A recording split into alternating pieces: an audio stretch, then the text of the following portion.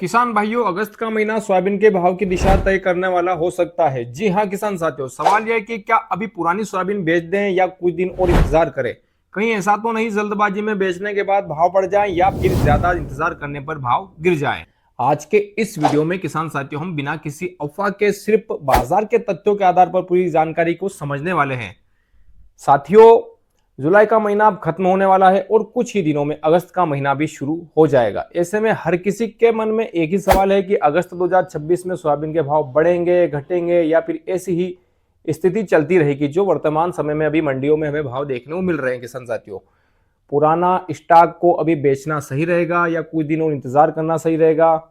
अगर पिछले कुछ दिनों के बाजार पर किसान साथियों हम नजर डालें तो सोयाबीन के भाव में लगातार उतार चढ़ाव हमें देखने को मिल रहा है। कुछ दिनों पहले अच्छी क्वालिटी की सोयाबीन कई मंडियों में 7,300 रुपए प्रति क्विंटल के ऊपर भी बिकती हुई देखने को मिली थी।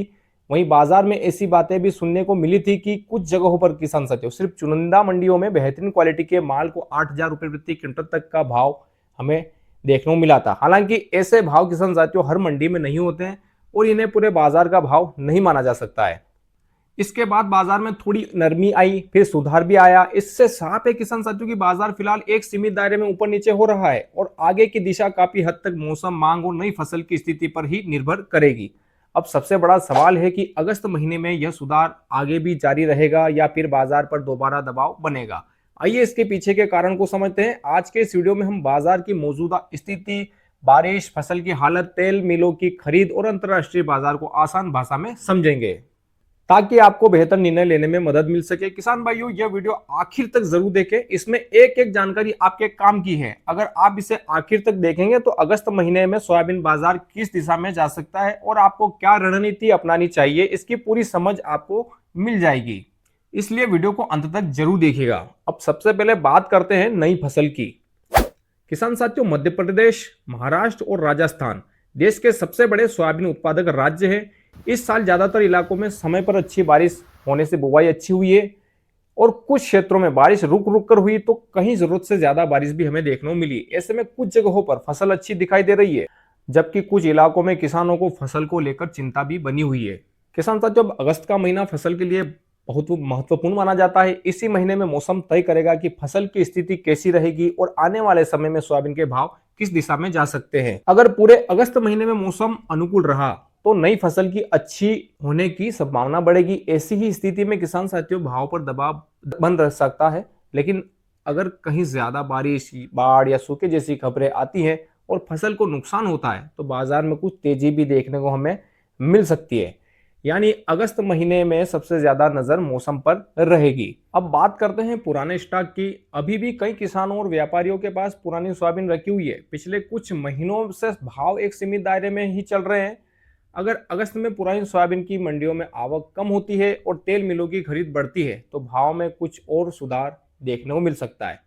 लेकिन किसान भाइयों, पुरानी सोयाबीन की आवक अच्छी बनी रही और नई फसल की उम्मीद मजबूत रही तो बड़ी तेजी की संभावना कम रह सकती है। अब बात करते हैं तेल मिलों की।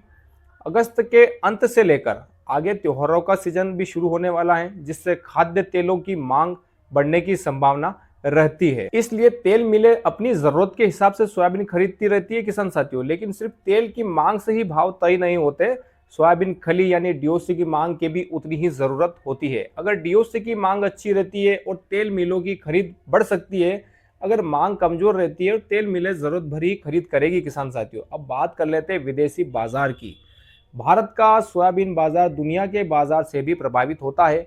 अमेरिका का मौसम, पूरे देशों में उत्पादन और अंतर्राष्ट्रीय बाजार में सोयाबीन व खाद्य तेलों के भाव का असर भारत पर भी पड़ता है किसान साथियों। अगर पाम ऑयल सस्ता रहता है तो सोयाबीन तेल के भाव पर दबाव रह सकता है, जिसका असर सोयाबीन पर भी देखने को मिल सकता है। अब सबसे बड़ा सवाल, अगस्त 2026 में सोयाबीन के भाव का रुख क्या रह सकता है।